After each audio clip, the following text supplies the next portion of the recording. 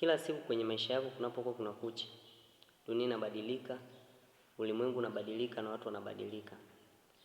Na kama dunia inabadilika, ulimwengu unabadilika na watu wanabadilika, pia ziko silaha ama vitu ambavyo shetani anavitumia katika dunia leo kuharibu maisha ya Mkristo na kuharibu imani ya Mkristo.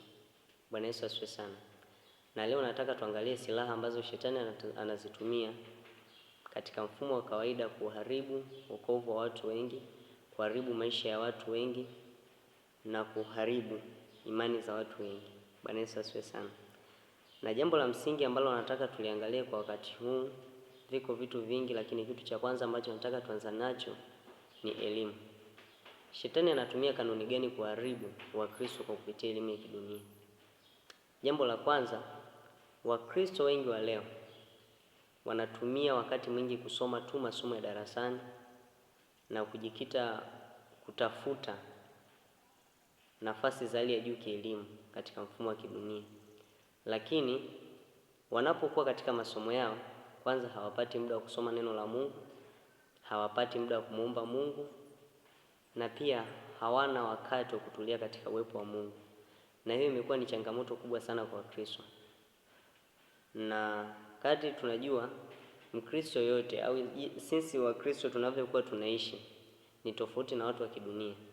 Mkristo yote kama hapati muda wa kusoma neno la Mungu, hapati muda wa kumtafuta Mungu, wa kutulia katika roho na kweli, wa kumuomba Mungu, ni rahisi sana yeye kuwa mbali na Mungu na kupoteza mahusiano yake karibu na Mungu. Kwa jambo la msingi la kwanza, shetani amewateka watu. Wakristo wengi hawapati muda wa kulisoma neno la Mungu, kumuomba Mungu, lakini wanatumia muda mwingi tu kusoma masomo ya darasani, na ni vitu ambavyo wameviweka sana kwenye akili yao. Lakini jambo la pili ambalo shetani analitumia siku za leo kuharibu Wakristo kwenye elimu ni wanafunzi wengi. Elimu ya leo ama mifumo ya leo ambayo tunafundishwa mashuleni au wanafunzi wanafundishwa ni tofauti na mifumo ya zamani. Shetani leo amepandikiza vitu vya siri sana kwenye elimu na ambavyo vinaharibu Wakristo wengi bila wao kufahamu. Mfano, tunakuja tukurudi nyuma. Kama mtoto hapati muda wa kulisoma neno la Mungu, hapati muda wa kumuomba Mungu wala kujifunza agano la Kristo, na muda mwingi wanatumia kusoma tu, hawapewi hata nafasi za kwenda kanisani siku za Jumapili. Kwa asilimia kubwa siwezi nikasema shule zote, na unakuta wanafanyia tu ibada mashuleni hapo. Kiwalisia mtoto wa Kikristo anahitaji kufundishwa, sio tu kujifunza mwenyewe, kujihudumia mwenyewe kila kitu, kwa sababu kila wakati Biblia ni mpya na anahitaji kujifunza kila siku. Sasa hapati muda wa kumuomba Mungu wala kusoma neno la Mungu. Na tunakuta katika mifumo ya leo humu mashuleni ziko elimu za siri ambazo zinaanza kufundishwa kama elimu ya ushoga na vitu kama hivyo vinavyoendana na hivyo. Na ni rahisi sana mtoto wako kama halijui neno la Mungu kuharibiwa ama kutekwa na kuingia katika dhambi na laana, kwa sababu hajui kwanza kama Biblia inakataza ushoga ni dhambi, kwa sababu halisomi neno la Mungu. Lakini wakati huo wanaporudi shuleni, wako watu wanafundishwa kwa siri swala la ushoga, na wanaambiwa ushoga ni sehemu ya haki za binadamu. Kwa hiyo ni rahisi sana kutekwa hao watoto na kuangushwa kwenye dhambi. Na ndio maana leo tuna wimbi kubwa sana na tuna idadi kubwa ya watoto wengi ambao wameliacha agano la Kristo, wameharibika na kuingia kwenye maisha ya laana. Lakini katika elimu kipo kitu kingine ambacho shetani anakitumia. Mfano, sisi wa Kristo tunafundishwa kwamba tukiwa tumeokoka hatupaswi kufanya mambo ya uzinzi, hatupaswi kujiingiza katika mifumo yote ya uchafu wa kidunia.